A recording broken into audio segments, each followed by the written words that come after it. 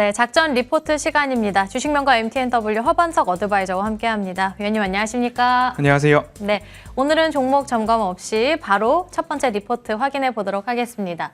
DDR5 낙수 효과 여전히 유효하고 이 관련 종목은 DDR5의 직접적인 수혜주이고 캐패시터 제조업체 저항기 인덕터. 사실 저 2번은 잘 모르겠습니다. 네. 그래서 잠시 뒤에 제가 설명을 들어봐야 되겠고요. 네. 그리고 세 번째로는 매출 다변화를 겪고 있는 곳 어디일까요? 전력관리 반도체 그리고 파워 인덕터라고 하고 DDR5가 나오면 이 종목이 거의 대부분 나올 겁니다. 아비코 전자입니다. 네, 아비코 전자. 네. DDR5라고 하면 이제 본격적으로 그 시장이 개화됐다고 해서 그렇습니다. 반도체 업황 불황에 대한 좀 돌파구가 될 수 있을지 정말 많은 분들이 1년 정도 기다렸거든요. 네. 1년 넘게 기다렸는데 관련한 이슈들 체크해 주시죠. 네, 이제 지난 4분기부터 올 초다, 5월이다 여러 가지 이야기가 나오면서 인텔의 사파이어 래피즈, 새로운 중앙 처리 장치 CPU가 등장을 하기 시작을 했습니다. 이제 서버용부터 시작을 해서 순차적으로 공급이 될 텐데 제가 이런 이야기들을 지난해 4분기부터 좀 드렸습니다. 인텔의 사파이어 래피즈 DDR5의 출시 지연이 지금 이어지고 있는데 출시가 막상 된다면 그곳에서의 수혜 강도는 여전히 변함없이 강할 것입니다. 그렇기 때문에 DDR5 관련된 주들은 꾸준하게 관심 가져보자라는 말씀을 드렸고 삼성전기 이후로 ISC도 말씀을 좀 드렸었죠. ISC도 최근 10%대 이상의 수익을 좀 달성한 기록이 있습니다. 그 부분들을 참고를 하신다면 DDR5 저점에서 관심을 가질 때가 도래했다라고 보시면 좋겠습니다. 네, 그리고 특히나 DDR5 교체 수요가 어느 정도 해답이 될 것 같은데 또 네. 관련한 이슈도 있을까요? 해당 기업은 이제 수동 소자라고 한다면 아까 수동 소자요? 그렇습니다. 인덕터라고 하면 너무 뭔가 어렵습니다. 바꿔주는 느낌이고 네. 그다음에 캐패시터라고 하면 뭔가 저장을 저장, 네, 해주는 네. 그런 느낌인데 그러면 어디에 쓰이느냐? 거의 대부분의 가전제품, 5G, 자동차, 뭐 반도체 다 들어갑니다.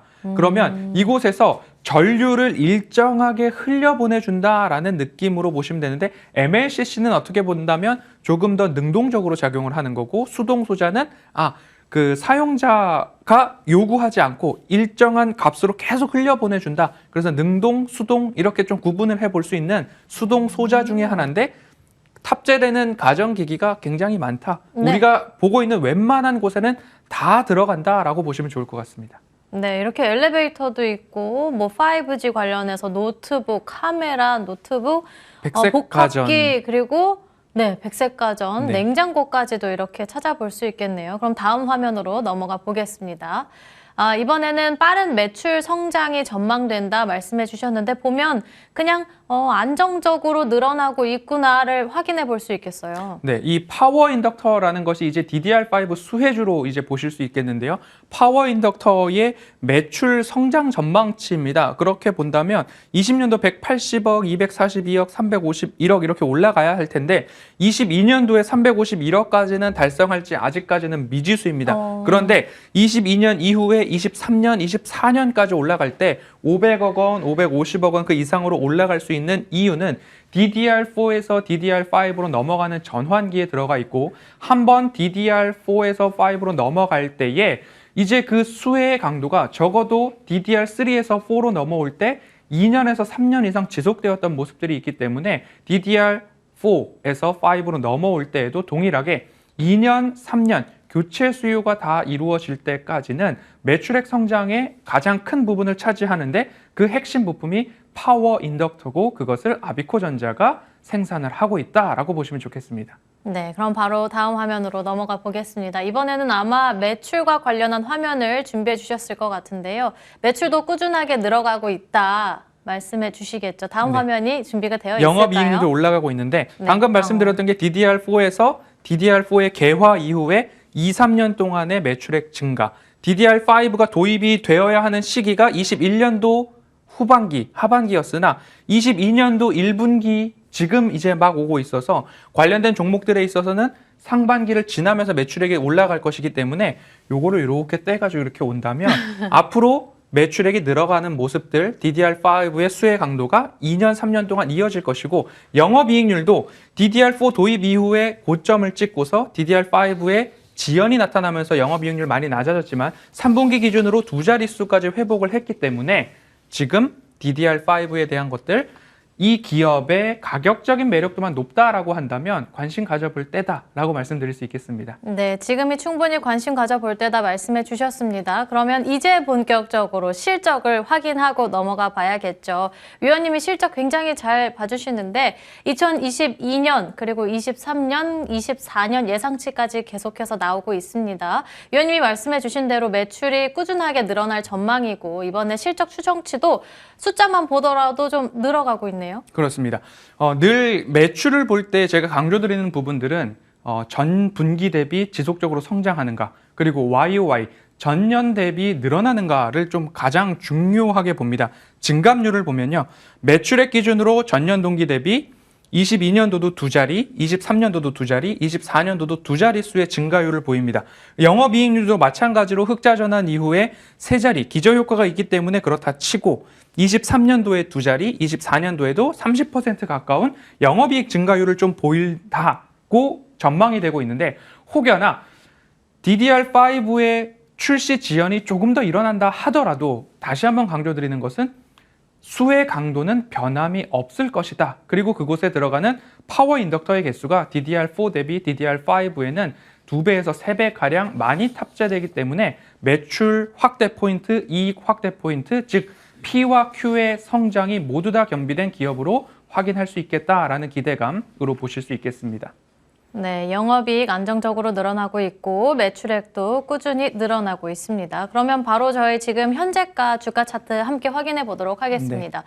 아비코전자 12월 말에 한 차례 저점을 찍고 지금 꾸준히 또 올라오고 있는 모습을 나타내고는 있는데 오늘 장에는 파란불이 나오고는 있습니다. 네. 지금 현재가가 1,500원에서 1,600원 사이대에서 거래가 되고 있을 거예요. 차트 설명 부탁드릴게요. 주봉 차트로 봤을 때 차트상 저위험 구간을 작전 리포트에서는 늘 추구하고 있습니다. 이곳을 가격적 모멘텀, 차트상 저위험 구간이다라고 말씀을 드리면서 지난해 10월경에도 한 차례 아비코전자를 말씀드려서 중기 되돌림 자리에서 수익 실현을 한 전례가 있는 종목 중에 하나고 늘 효자 종목이다, 사골 종목이다라고 말씀을 드리고 있는데 이 저점에 다시 근접했다가 살짝 올라와서 1,500원, 1,600원 수준의 지금 움직임을 보이고 있습니다.